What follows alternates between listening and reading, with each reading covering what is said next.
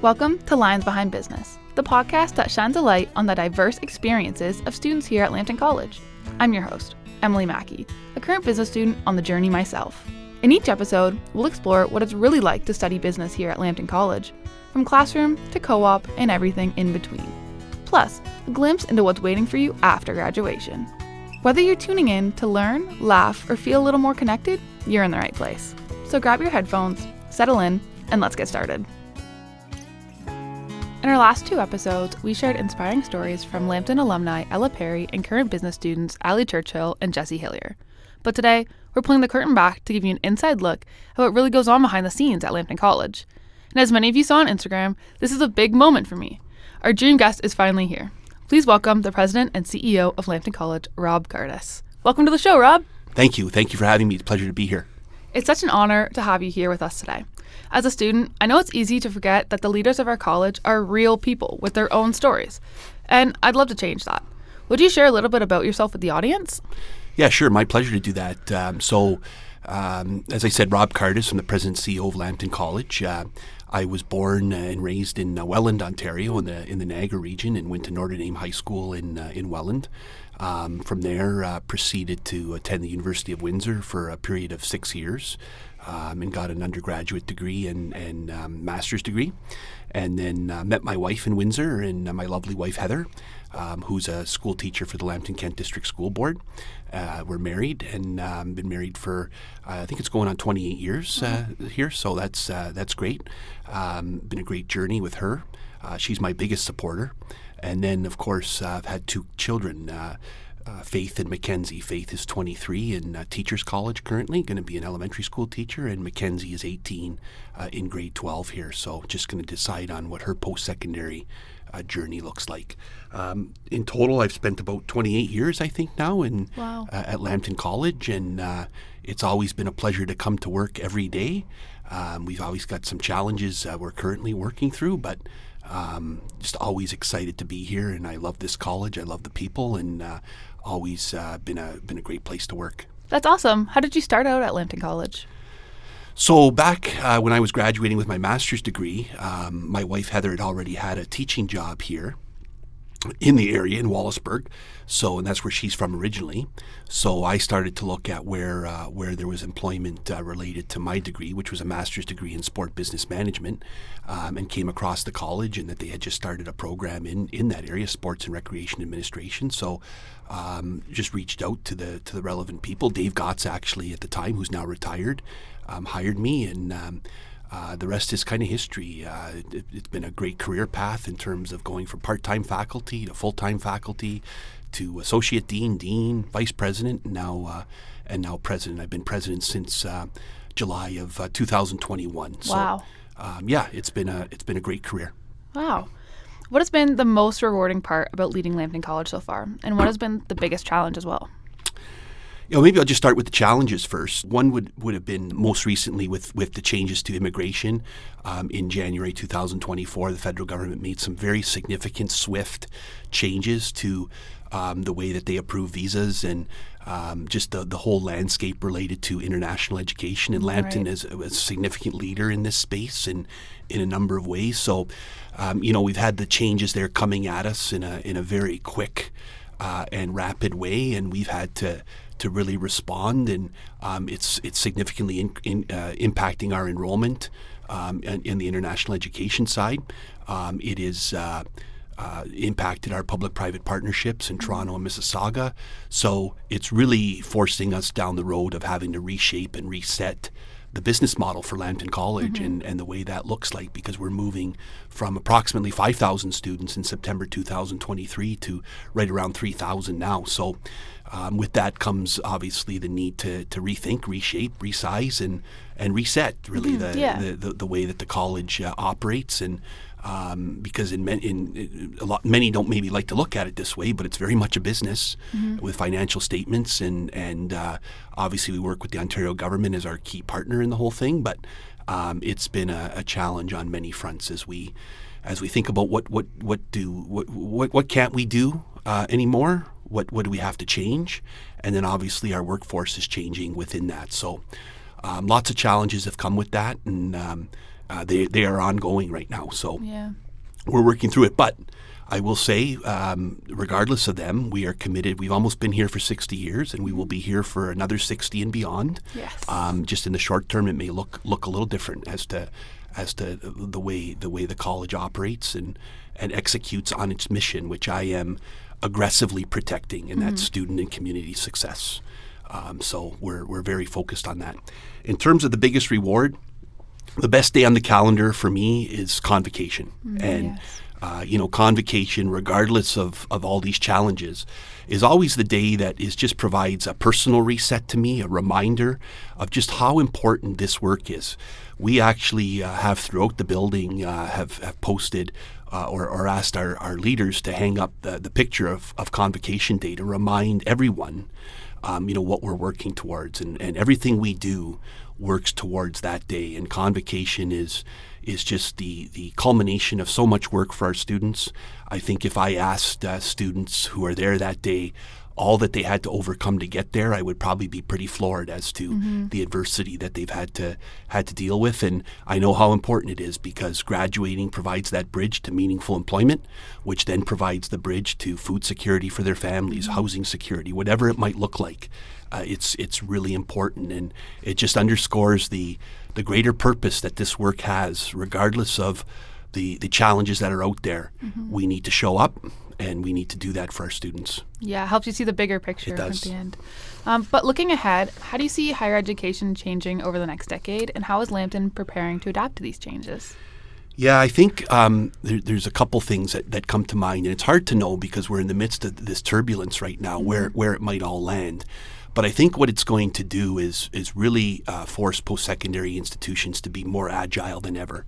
I think we're going to have to be even quicker to respond. I think we're fairly quick to respond now, but I think we're going to have to be even more quick. I think we're going to have to, more than ever, be really connected with industry and make sure that our programs are labor connected and are solving problems in terms of a talent, providing a really solid talent pipeline to our industry partners. And we need to make sure that our curriculum is current. And, I think as well, what I'm seeing is, and this might have come a little bit from COVID, is there still seems to be a clientele that's very interested in the online world. And that we're seeing some increases in enrollment on online learning. And I think that speaks to the number of professionals who want to upgrade their skills without obviously leaving a full-time job. And I think that's going to become more important than ever moving forward. I know even I sometimes take some of my courses online just because it's handy and it's nice to have that option. Absolutely. I think COVID certainly demonstrated that I don't think anyone is interested in a completely online experience, and because I had so many people, staff and students, tell me how much they miss the energy of the building and the co-curricular part of college and seeing their fellow classmates and so on. But I do think there's a room where it fits to have a bit of a blend and have some courses online, because it does speak to what you're saying, the convenience of anytime, anywhere learning. Yeah, definitely. Yeah. In your view, what sets Lambton College apart from other colleges in Ontario and even across Canada? Yeah, so I think there's a few things. I think our size as a small to medium-sized college, I think, really sets us apart in that, we get to know students very quickly here. So depending, our faculty will get to know them very well with smaller class sizes. I think it allows them, students are not a number here. I think our counselors get to know students very well. I think depending on what they're interested in doing, I think there's lots of opportunity here for students in terms of experiential learning, whether that be applied research, through clinicals, through co-ops, through other volunteer opportunities. But I think the student's journey here tends to be much more personal in nature. Because of that, what you're able to do as a smaller to medium-sized college, we get to know our students, and I know I work to get to know them as well, just by walking the halls and understand what their journey has looked like to date. As well, I think Lambton is, and this isn't necessarily me always talking, when we bring external government people in or people from the outside, they're always talking about how impressed they are with our very robust connections to industry. And I think that's always been a key part of what Lambton College is all about. Not to say other colleges aren't as well. I think every college is connected to industry. But again, smaller college, smaller community gives us the opportunity to do things with industry and to keep current with industry, maybe in ways that it's more difficult in a more macro or larger type of environment. So, we continue to be the sole provider of post-secondary education in Sarnia, Lambton, and look forward to that's a big responsibility that comes with that. So I also think programs like our Bachelor of Science nursing program, where now you can do all 4 years of a nursing degree at Lambton, is a key example of us being very responsive. We were not the first college, but certainly one of the first few that was able to get that degree here, and it's doing very well. It's got robust enrollment, and most importantly, it's designed to keep our nurses working in Sarnia, Lambton when they're all done. So. That's a really key aspect of what we are doing, and not necessarily makes us unique because a lot of colleges have the program, but just how fast we were able to, again, it's a good example of being responsive to industry and in that case, the need to keep our nurses here. Yes. I know for the business programs as well, the pathway for Nipissing University to get your degree, that's super handy, and it's online or in person, wherever. Yep. And it's, again, just making it accessible to students. I'm a Sarnia student myself, so I don't have to worry about moving away all the way to actually go to Nipissing. I can just do it from Sarnia. Yeah, no, it's a great partnership, and we need more of that. We need, when you talk about where all this is headed, I think partnership moving forward with less resources, partnership always becomes more important. Partnership is important, collaboration is important on the best of days. On the more difficult and challenging times, it becomes very important that we're partnering in a way where we know we can't do it all, but how do we bring our strengths to the table and find a partner where we can leverage their resources to really produce something awesome for students. Exactly. And Nipissing is a great example of that. Can you share more about Lambton's innovation community partnerships, such as those with the Sarnia Sting and the Sarnia Police Services? Specifically, how do these collaborations benefit both students and the broader community? Well, starting with that last question, experiential learning is what distinguishes a college education. Students come to college expecting a hands-on type of experience. So we're always looking to community partners to help us do that, again, through various means. And I mentioned some of them, co-ops and clinicals and other experiences. And the two that you mentioned with the Sarnia Sting and the Sarnia Police are really platinum partnerships for us in terms of the opportunities that they provide students. And I think what it does for helping to fill a bit of a resource gap for those two organizations. So in the case of the Sarnia Sting, that partnership goes back many years, back to my teaching days actually, where our sports and recreation students have been involved in their game day operations, and I think it's now expanded way beyond just game day into their whole operation. And I'd like to think it's giving the Sting some resources and really keen students who want to learn and want that hands-on piece. They get to them and they've learned a lot in the classroom, but now they want to see how all that information in their textbook comes to life. So the Sarnia Sting partnership has been around a long time. It's really been evolved a lot by the great faculty we have in that program, and I think it's really a great shining example of college partnerships. The Sarnia Police one is very similar in that the community crime unit that the Sarnia Police have and that we forged with them, I think is a really important way for our criminal justice students to get experiential learning opportunities. It's always been a challenge in that program because they can't really do a co-op with a police officer or, because of the risk involved and directly. So the community crime unit has really provided an opportunity for those students to get that hands-on learning, but do it more in the back channels where they're working with police and with constables and on looking at different lower level crime, petty theft, and trying to put the facts maybe together where there's been trending or where it makes sense, and then working with a Sarnia police officer to figure out what's happening, whether it be bikes getting stolen or shoplifting or whatever it is. And I know that they've really played a great example.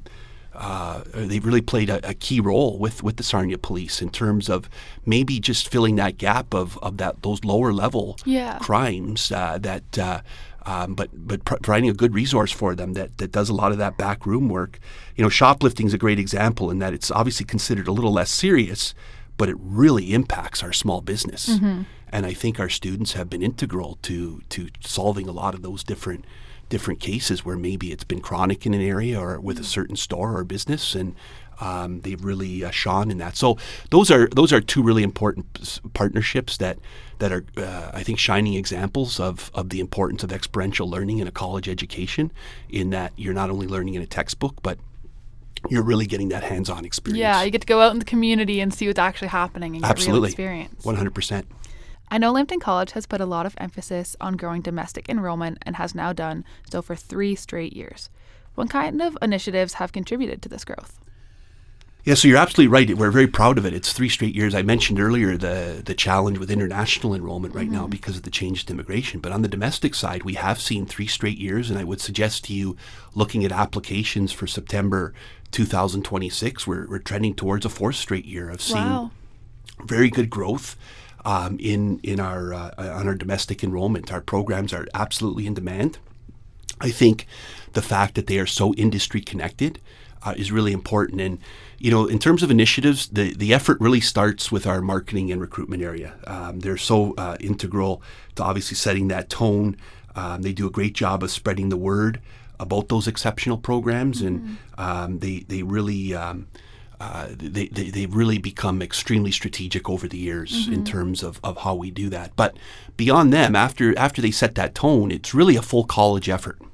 And, whether we're talking about our industry-connected faculty who obviously bring real-world experiences into the classroom, or our support staff who work tirelessly behind the scenes to support our students, our college leadership team who tries to support all of that work collectively, the people of this college, when you say initiatives, but it really becomes to the people, are the backbone of making that happen. I talk about building enrollment to day 10 of September is really the biggest example of teamwork in this college, because it takes so many facets of our team, and then our marketing and recruitment area do a great job of leading that. So I think it's really paramount. I think beyond our people, what is really helping with domestic enrollment is our awesome facilities.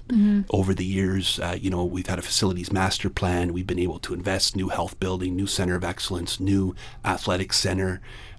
These things are really taking shape. And now when you walk in this college, or actually when you come onto campus and you see the fabulous landscaping and so on, you're on a post-secondary institution. Yes. I think maybe back in the day, maybe it still felt like a big high school going back 25, 30 years. But now, you're in a college.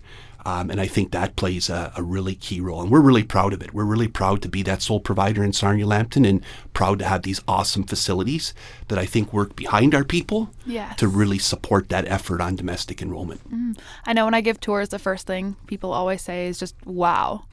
When they see Lambton, they're just like, wow. Yeah, there's great curb appeal, again, starting with the landscaping outside and lots of outdoor spaces when the weather's nice to sit. And then you come into the building and some great entrances that you're welcomed in, and great lighting, which is key. And then the facilities, and most importantly, those facilities that students are learning in, whether it be our nursing labs or technology labs. It's state-of-the-art. And it's all premised on simulation, meaning you get to see in the lab what you're going to see out on a co-op, and then what you're ultimately going to see in the workplace. And it all just lines up and builds on each other. I know as a Sarnia student, one of the main selling points for Lambton was that I don't have to move away just to get that quality education from a huge university. All the facilities that I need are right here in town. Yeah, no, you make a great point. Now, having encountered a lot of local students over the years, some are just ready for that move, and they kind of need that move to maybe just for growth or that sort of thing. But you're right in that when you think of the cost of post-secondary education, I know tuition gets a lot of publicity. However, the real cost often is relocating a second household to a community outside of Sarnia Lambton if you're from here. So you're right, there's a lot to be said about staying home, at least initially, and leveraging or working at our beautiful facilities here, saving money in doing so, maybe continuing with a part-time job or playing sports that you love to play or whatever, and then by no means are you closing the door on still going away. Exactly. You can leverage the work here into a college degree or a university degree or going elsewhere still, if that's what you want to do in terms of building on that foundation. So I'm right with you in terms of being able to stay at home, at least for those couple extra years. I'm not sure a lot of students are ready for that move. Yeah. But again, I've encountered some who are and need it. They need it to kind of take that next step in their personal journey. For sure. One exciting development at Lambton is a new residence building that is currently under construction. How will this addition help support domestic enrollment and enhance the overall student experience? Yeah, so we're really proud of this project, especially to be able to do it in this current circumstance. And we've been able to do it through a public-private partnership with Tilbury Properties, and who have come on to design, build, and ultimately finance this new building. And it's going up fast. If you look at it, it's every day I'm it's like, coming. oh my gosh. It's about 3-4 floors high already, and I'm thinking by next summer or so it should almost be enclosed. And we're really looking forward to opening it in September 2027. But on-campus housing option is really important for domestic enrollment because ultimately, and you probably know this from your own, although you said you lived at home, but a student coming from outside of catchment, meaning outside of Sarnia, Lambton, and I've been through it, one of my own daughters, is as much as you're coming here to look at those academic programs and meet the faculty and see what the labs look like, I think a parallel discussion that's going on is, where am I going to live? Yes. So to have, and I love our current residence. It's got tremendous character. Campus Living Centers, who's in there and manages it, does a fabulous job. But it was a hotel that we retrofitted. Okay. Now we're going to have a purpose-built building that's meant to be a residence. And I just can't wait to see it open because, again, that parallel discussion is happening.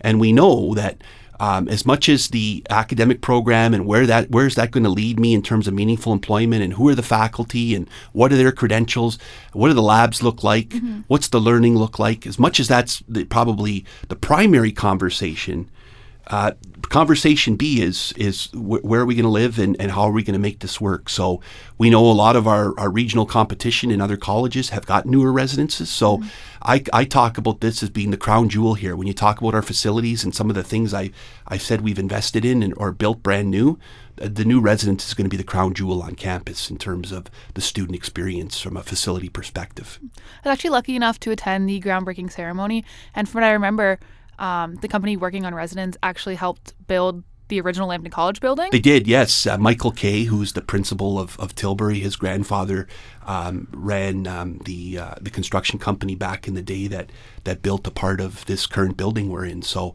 and that happened. We didn't know about that until kind of after the fact.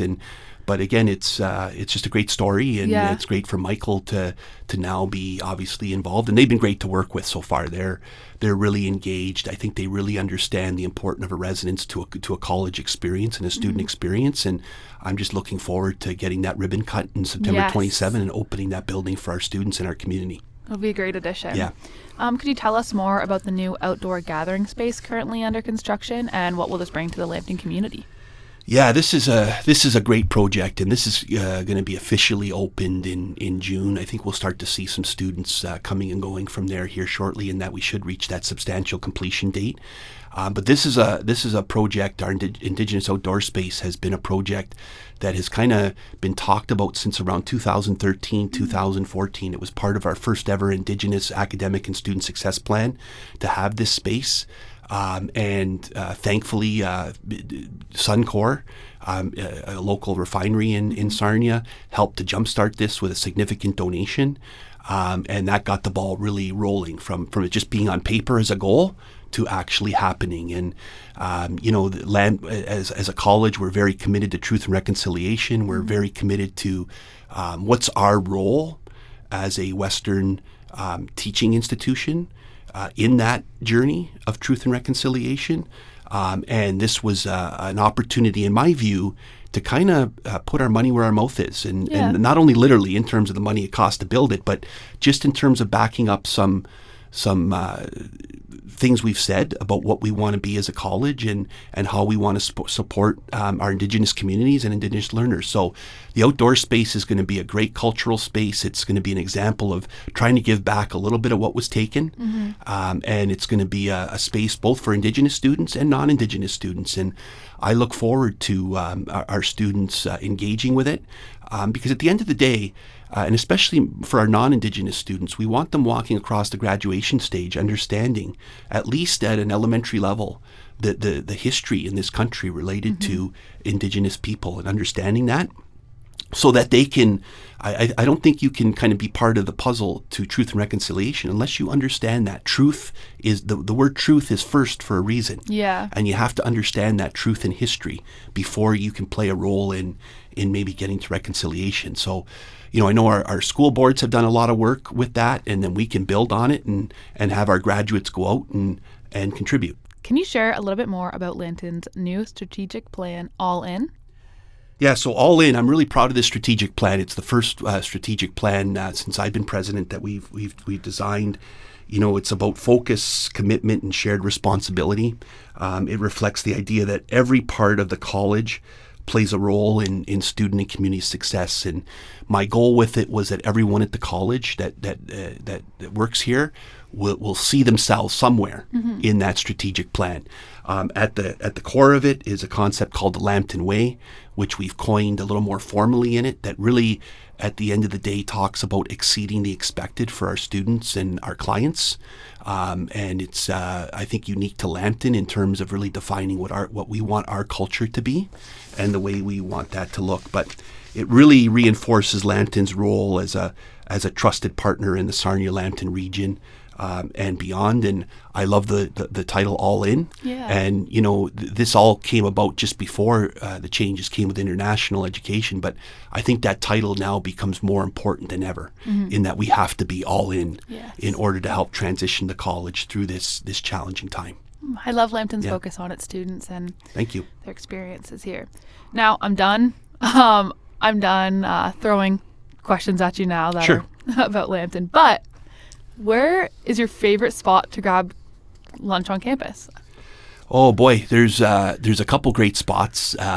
I'd have to say it's a tie. I'm a big fan of Subway, and when we got Subway here with our Chartwell's, our food provider partner, that was a great day. It's costing me more money than usual because it's right there and you can smell the bread from far away, the bread baking and so on. So Subway would be one, and then of course our Lions Den, our Student Administrative Council does such a great job here, and they've really taken our Lions Den, which is the student pub, to a whole different level in terms of supporting student life. And it's always great to go down there and mingle with students at lunchtime and grab some lunch and really enjoy that atmosphere that they create for students. So I'll say it's a tie between those two places. But when the weather's good, there's so many good places if you bring your own lunch to sit outside or just to enjoy, whether it be the alumni terrace or so many places to enjoy your lunch and just enjoy collegiality with others. What's your favorite lunch spot in the Sarnia-Lambton community?